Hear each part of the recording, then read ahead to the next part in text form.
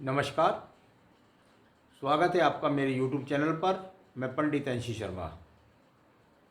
जैसा कि मैं आजकल विषय लेकर चल रहा हूं कि कुंडली का ग्रह हस्तरेखा देखना, और आज ही मैं उस बात पर कर रहा हूं कि यहाँ पर आप कैसे देखें कि आपकी कुंडली का, यदि आप पर कुंडली है तो भी देख सकते हैं, यदि आपके पास कुंडली नहीं है तो वह बुध किस प्रकार का आपकी हस्तरेखा से बता देगा कि वह खराब है या अच्छा है। तो चलिए कुंडली का बुध हस्तरेखा से देखें अच्छा है या बुरा।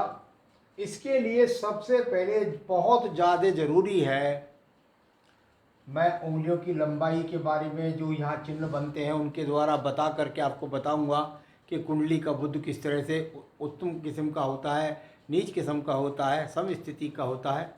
तो उससे पहले मैं इनके कारकों पर विकास प्रकाश डालना चाहता हूँ। सबसे पहले बात करते हैं बुद्धि की। बुद्धि कैसी? बुद्ध बुद्धि का कारक, बुद्ध वाणी का कारक, और वाणी और बुद्धि यदि आपकी ठीक नहीं है तो फिर जीवन के अंदर आप उन्नति को तो भूल जाइएगा।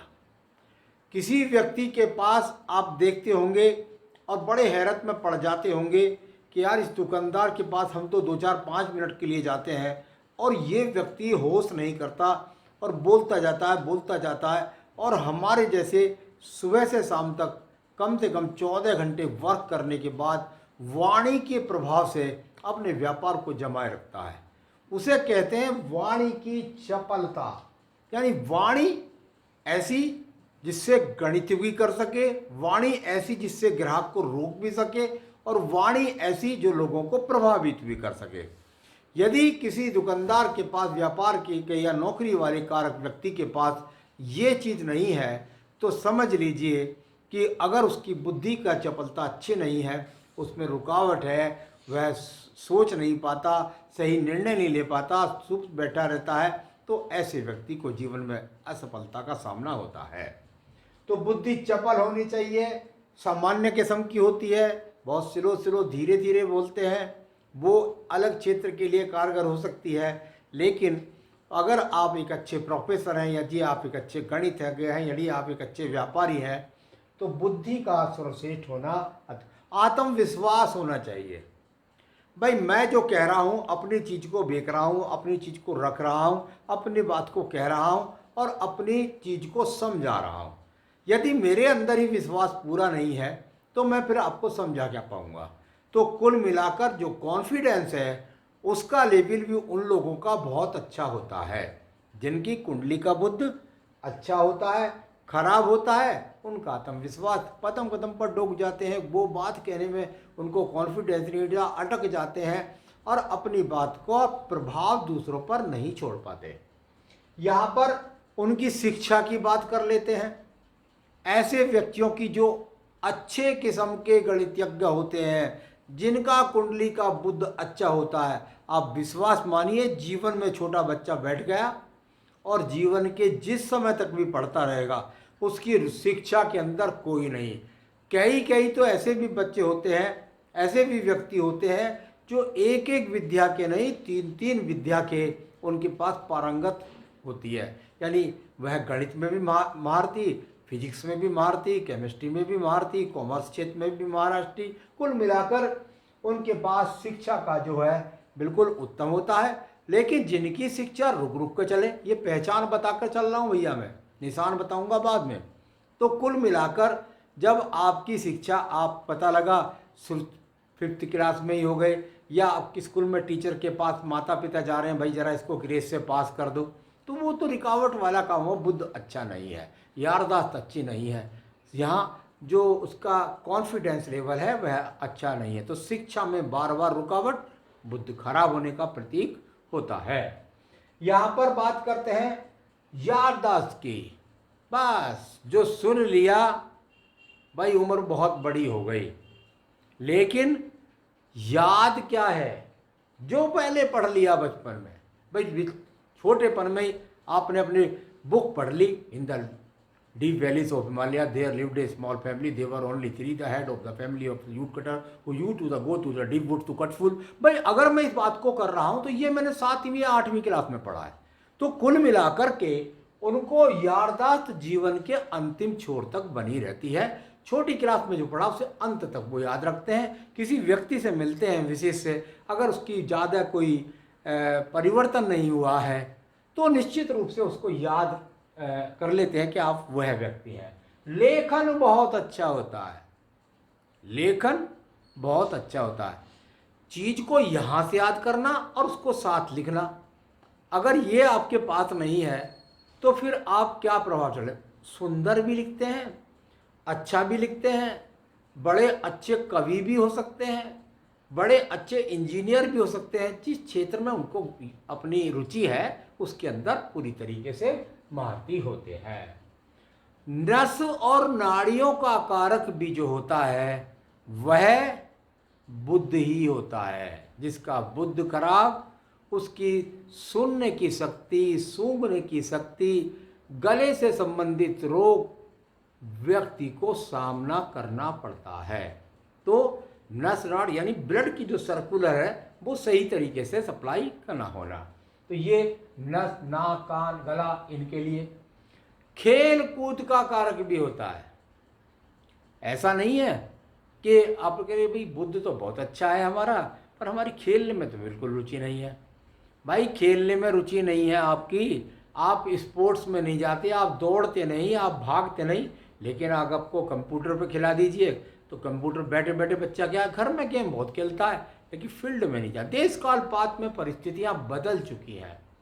व्यक्ति का बुद्ध अच्छा है, शेयर मार्केट से खेलता है तो खेल कूद भी उसका अच्छा होता है। तो मैंने यहाँ आपको पहले बताए कारक, अब मैं आपको बताऊंगा कि आप हस्तरेखा से कैसे जानें कि आपका बुद्ध कुंडली का अच्छा है। देखिए भाई, सबसे पहले इसके लिए एक बात का हमेशा ध्यान रखिएगा कि आपका ये जो पहला पर्व है, इस पर्व की यहाँ पर ये जो जगह सीधी जाती है, यानी एक तरीके से कहें तो यहाँ पर एकदम यदि इसकी मैं लाइन सीधी खींचता हूँ तो ये यहाँ पर सीधी खिंच गई, यानी ये जो उंगली यहाँ आगे निकली हुई है ये खराब तो नहीं है, बस इसमें रिस्क ज़्यादा लेता है। लेकिन यहाँ बात कर रहा हूँ कि अगर उसकी उंगली की लंबाई, छोटी उंगली की लंबाई और यहीं पर जाकर समाप्त हो जाती है तो ये अपने आप में सर्वश्रेष्ठ होता है व्यक्ति। बुद्धि की गुणवत्ता इसकी अच्छे दर्जे की होती है, कभी भी नीच का बुद्ध इनका नहीं होता। यानी भले ही परिस्थितियां आ जाए, कुछ अड़चने आ जाए, लेकिन उनसे निकालने की क्षमता इसके अंदर है। यानी बुद्ध इसका सामान्य किस्म का होता है, उच्च किस्म का होता है यदि यहाँ पर चिन्ह अच्छे मिल गए हैं। अगर लंबा होगा तो रिस्क लेने की ताकत, बुद्धिमान है, ज्ञानवान है, रिस्क लेना कोई बुरी बात नहीं होती। जीवन के अंदर जो रिस्क लेते हैं वही व्यक्ति जीवन में आगे बढ़ते भी है। बस छोटी ना हो जाए, यहाँ से छोटी होगी और जितनी छोटी होती जाएगी उतना ही आपका बुद्ध ग्रसित हो जाएगा। यानी ये सब जो कारक है वो सब धूमिल हो जाएंगे। चलिए, तो यहाँ तक इसका अच्छा माना जाता है। ऊपर भी हो तो रिस्क ज़्यादा लेता है, भाई इतना कह सकते हैं। संतुष्टि नहीं होती, एक नौकरी अच्छी है दूसरी ऑफर मिल रहा है, चला जाएगा, ऐसा कह सकते हैं। तो चलिए यहाँ पर इसका सबसे पहले इस चीज़ को देखिएगा कि इसकी लंबाई यहाँ तक है। एक बुद्ध के बारे में मैं आपको बताना चाहूँगा और वह बुद्ध है यहाँ पर वाणिज्य के लिए या अच्छी नौकरी के लिए या अच्छे व्यापार के लिए, और वह बुद्ध पर्वत यहाँ पर है। बुद्ध पर्वत से और यदि आपकी शाखा इस प्रकार से मिलके चली जाए, भाई इससे बढ़िया कुछ नहीं होता। मैं ऐसा नहीं कह रहा कि आयु रेखा से जाएगी तब यहाँ पहुँचेगी, मैं यह नहीं कह रहा कि ये यहाँ भाग्य रेखा से निकलेगी तब उत्तम होगी। यह रेखा किसी भी पर्वत से निकले, चंद्र पर्वत से निकले, आयु रेखा से निकले, शुक्र पर्वत से निकले, यहाँ आपके भाग्य रेखा से निकले कहीं से, एक शाखा मिलने वाला व्यक्ति राजयोग को प्राप्त करता है। इसका बुद्ध सर्वश्रेष्ठ श्रेणी का होता है, उच्च श्रेणी का होता है। बहुत कम, क्योंकि इसके साथ में क्या है कि यहाँ छोटी मिल गई, यहाँ छोटी मिल गई, या इसको कट गई, या उसको कट गई, इस तरह से कुछ हो जाती है, तो वह फलों में वृद्धि में कमी करती है, थोड़ा अड़चने आती हैं। तो ये अपने आप में यदि आपके पास इस प्रकार की बुद्धि यहाँ पर यदि आपको मिल रही है, तो निश्चित रूप से ये बुद्ध पर्वत के लिए सबसे अच्छी रेखा मैं मानता हूँ, उच्च श्रेणी की रेखा मानता हूँ। कोई सा भी क्षेत्र ले लीजिए, चाहे नौकरी का, चाहे किसी भी चीज में ले लीजिए, उच्चता को प्राप्त होगा। चलिए बात करते हैं, यहीं पर अगर आपको इस प्रकार से एक रेखा या दो रेखा और बिल्कुल समानांतर, छोटे बड़े क्रम में नहीं कह रहा भैया, यदि ये अपने आप में 3 से 4 संख्या तक समानांतर है, तो धन के आगमन समान रूप से अच्छे बने रहेंगे। व्यापार की स्थितियां लगातार आपके साथ संबंध अच्छे बनाए रखेंगी। अपनी गणितज्ञता, अपनी उच्चता, अपनी बुद्धि, अपनी चपलता, आत्मविश्वास से व्यक्ति आगे बढ़ते जाते हैं। भाई यहाँ पर मेरे ऐसे नहीं मिले, और ये एक रेखा मिली है, एक दूसरी ऐसी मिली है, एक यहाँ तीसरी मिली है, एक यहाँ चौथी मिली है, क्या हो गया? कोई फर्क नहीं पड़ा। बारिश की बूंदें गिर रही है, सीधी गिर रही है, ड्रॉप करके गिर रही है। आप पानी में टंकी के नीचे रह रहे हैं या फुहारे के नीचे रह रहे हैं, बात एक ही है। यानी ये इसकी विश्वसनीयता उतनी ही अच्छी मानी जाएगी। बहुत सारी है, बस इतनी सारी रेखा, उतने सारे व्यापार, उतनी ज्यादा उलझने, 5 से ज्यादा हो जाएंगी। धन की कमी की बात नहीं कर रहा, धन की स्थिति अच्छी है, बुद्ध की स्थिति अच्छी है, लेकिन और चाहिए, और चाहिए, और चाहिए, और चाहिए। एक नहीं, मुझे दूसरे पर भी बहुत ज्यादा व्यक्ति की हवस को बढ़ाने वाली रेखाएं ये हो जाती है। करोड़पति, अरबपति, खरबपति, बस क्या क्या क्या। तो चलिए यहाँ पर इस प्रकार से आपको मिल सकती है। भाई एक रेखा आपको यहाँ पर मिलेगी, या आपको खाली पर्वत मिल जाए। भाई मेरे तो गुरुजी खाली पर्वत है, बस मकान आपने खरीद लिया, परंतु भाई यदि आप वस्त्र ही नहीं पहनेंगे तो पता कैसे लगेगा कि आपका व्यक्तित्व क्या है। आपने शरीर पर कपड़े नहीं पहन रखे हैं, आपने मकान खरीद लिया है, मकान है मेरे पास, बुद्धि है मेरे पास, उसका उपयोग नहीं हो रहा। बस कुछ दिन में भगवान से प्रार्थना करें, उनकी इष्ट देव की पूजा करें, आपके जीवन के अंदर निश्चित रूप से आपको जो है पूजा से, पाठ से यहाँ पर खड़ी रेखाएं सुंदर सी बन जाए, त्रिभुज बन जाए, चतुर्भुज बन जाए, या जिस प्रकार से मैं रेखाएं बता रहा हूँ ऐसी निकली और पहुँच जाए, कुछ भी बन जाए। अगर छोटी सी खड़ी रेखा भी होगी तो पहले से ज़्यादा तरक्की होगी। भाई यहाँ पर ये नहीं है, और यहाँ पर तो हमारे माइनस रेखाएं लगी पड़ी है, 1 है, 2 है, 3 है, 4 है, बस एक रेखा है, 2 रेखा है, या उस पर इस प्रकार से रेखा, खड़ी रेखा भी है। मेरी खड़ी रेखा को लगातार ये रेखा काट रही है। बुद्ध खराब है, निर्णय खराब है, व्यापार की स्थिति सही नहीं बन पा रही है। बस ये अड़चने की रेखा, आता है धन, चला जाता है, जुड़ता नहीं है, फिर जाता हूँ नौकरी पर, फिर खर्च कर लेता हूँ, फिर चलता हूँ। जब तक ये माइनस रेखा लगी रहेंगी तब तक स्थितियां खराब ही रहेंगी। तो कुल मिलाकर ये आड़ी रेखा यदि 1 है तो बहुत ज़्यादा बुरी नहीं, लेकिन अगर इनकी संख्या ज़्यादा है तो ये अपने आप में अच्छा फल नहीं देने वाली है। तो चलिए यहाँ पर ये आड़ी रेखा यदि आपको मिल गई, भाई कुछ नहीं मिला मुझे तो एक रेखा मिल गई और उस पर ये एक्स का चिन्ह, या मुझे यहाँ साइड में एक एक्स का चिन्ह मिल गया, बस ये मैं अपने आप में, ये एक्स का चिन्ह, नक्षत्र का चिन्ह बुद्धि पर एक तरीके से विराम कर देता है, दूषित कर देता है। आप सोच ही नहीं सकते कि मेरे साथ हो क्या रहा है। यानी ये अच्छी स्थिति के लिए, नीच स्थिति के लिए ही जाना जाता है, अच्छी स्थिति के लिए नहीं जाना जाता। भाई किसी के यहाँ पर कुछ नहीं मिला और एक काला तिल मिल गया, भले ही यहाँ पर रेखा खड़ी हुई है परंतु काला तिल भी है। सूने की शक्ति, सुनने की शक्ति, गले के रोग, त्वचा के रोग, कभी कभी एलर्जी के रोग, तो ये और ये मैंने बोला ना नसनाड़ी के रोग, ब्लड सप्लाई का सही ना होना, तो ये जो चीज़ें हैं ये काले तिल के साथ होती है। और धन का कारक पर्वत है, काला तिल होगा तो धन संबंधी समस्याओं का संघर्ष कराता रहेगा। इस पर कोई त्रिभुज बन जाए, चतुर्भुज बन जाए, बस स्थिति से बाहर निकल आएंगे। तो चलिए, मैं कोई ईश्वर तो हो नहीं, लेकिन जो थोड़ा अनुभव में बातें हैं उनको शेयर कर रहा हूँ आपसे। तो ये स्थिति यहाँ पर आपको इस प्रकार से मिल सकती है। आपको यहाँ पर त्रिभुज बन जाए बहुत सुंदर, आपको यहाँ चतुर्भुज बन जाए बहुत सुंदर, उच्च स्थिति का होता है। यदि आपको यहाँ पर ये दूषित रूप से मिल जाए तो फिर उसका फल उतना ज़्यादा है। भाई किसी किसी की रेखा के ऊपर मिलता है, इस प्रकार से जाने के बाद ये दीप मिल गया, या इस प्रकार से होने के बाद दीप मिल गया, मिल जाए किसी भी प्रकार से दीप, तो समझ लिए व्यक्ति समुद्र के बीच में है, बिना नाव के नैया पार नहीं होगी।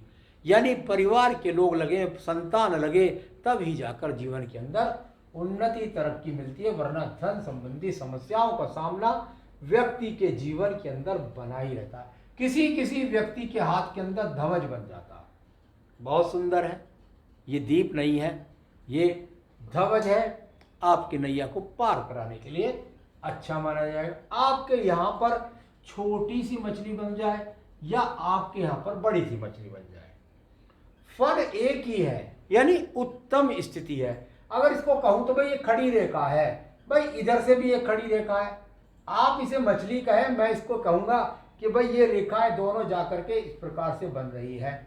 क्या ये दीप है? नहीं, दीप नहीं है भैया। दीप होता तो रेखा खड़ी होती और ऐसे बनता। ये कौन, दोनों की दोनों रेखाएं जो चलेंगी कुछ वृत्ताकार स्थिति के अंदर चलेंगी और तब जाकर वो मछली का चिन्ह आपका बनेगा। बहुत लोगों को भ्रम है मेरे मछली बन रही है, मेरे शंख बन रहा है, तो कुल मिलाकर कभी कभी वलय का चिन्ह भी बनता है। बस कदापि नहीं चाहूँगा कि वलय का चिन्ह बने, क्योंकि ये भी सिर्फ आपको धनहीनता की कमी के साथ नस नाड़ी कान नाक गला इनके रोगों को भी देने वाला होता है। तो यहाँ तो मैंने बताया आपको चिन्ह, अब मैं बताना चाहूँगा आपको उपाय। भाई देखिए, यदि आपका बुद्ध अगर गड़बड़ है तो उसका सबसे बड़ा जो उपाय है, अगर मैं सबसे बड़ा उपाय मानता हूँ तो भगवान विष्णु का विष्णु सहस्त्र नाम प्रतिदिन पढ़ें। जिसको अपना बुद्ध अच्छा करना है, बिल्कुल कुंडली में खराब हो, बिल्कुल आपके हाथ में खराब हो, आप उसे रोक सकते हैं। लेकिन बड़े रोग के लिए बड़ा उपाय, यानी अगर इलाज हम कर रहे हैं भाई कैंसर का, तो आप ये ना समझे फिर तो कीमोथेरेपी के लिए तैयार हो जाइएगा। एक बार नहीं, दो बार नहीं, तीन बार नहीं, कई कई बार, और उसके बाद आजीवन मेडिसिन का सहारा। और ये मेडिसिन तो कुछ भी नहीं है, केवल विष्णु सहस्त्र नाम पढ़ना है आपको। तो कीमो की थेरेपी क्यों कराएं भाई, आप विष्णु सहस्त्र नाम पढ़ लीजिए, आप नारायण कवच रोजाना पढ़ लीजिए, जो आपको रुचि हो, दोनों पढ़ लें तो क्या कहना। यहाँ पर आप पढ़ सकते हैं चलते फिरते बैठते माला से, ओम गम गणपते विघ्न विनाशने नमः। गणेश जी का मंत्र पढ़ सकते हैं, ओम गम गणपते विघ्न विनाशने नमः, ओम गणपते नमः। बस जो भी गणेश जी का मंत्र आपको अच्छा याद है वह पढ़ लीजिएगा। भगवान की कृपा से आपके ये जो विषम परिस्थितियां हैं, बुरी परिस्थितियां, से बाहर निकल आएंगे। आप हरी सब्जी खाएं, हरे फल खाएं, हरी सब्जियों का सेवन करें। जहाँ पर कुछ लोग कहते हैं, बिल्कुल सही भी कहते हैं, भाई हरियाली में घूमें, आप पढ़ने वाली जो टेबल है उस पर ग्रीन रंग का कपड़ा बिछा लें। पहले तो बहुत लोग ग्रीन कपड़ा, बड़े बड़े स्कूलों में हमारे समय में तो जो प्रधान अध्यापक होते थे उनकी जो टेबल होती थी उस पर ग्रीन रंग का कपड़ा ही होता था। तो घरे का कपड़े का प्रयोग कर सकते हैं, हरी सब्जी खा सकते हैं, हरे फल खा सकते हैं, और हरियाली से संबंधित बातों का ध्यान कर सकते हैं। आप अगर रोजाना गायत्री मंत्र की माला का जाप करते हैं उससे भी होता है, सूर्य को अर्घ्य देने से भी फायदा मिलता है। गायत्री का भी बड़ा इसके अंदर विशेष रोल है। तो चलिए, मैंने आज आपको बताया कि यदि बुद्ध से संबंधित समस्याएं आपकी कुंडली में है तो वह किस प्रकार आप अपनी हस्तरेखा में उनकी अच्छी स्थिति है या खराब स्थिति है इसको जान सकते हैं। आगे भी अन्य विषयों को लेकर मैं आपके पास समय समय पर आता रहूँगा। मेरे साथ जुड़े रहें। नमस्कार।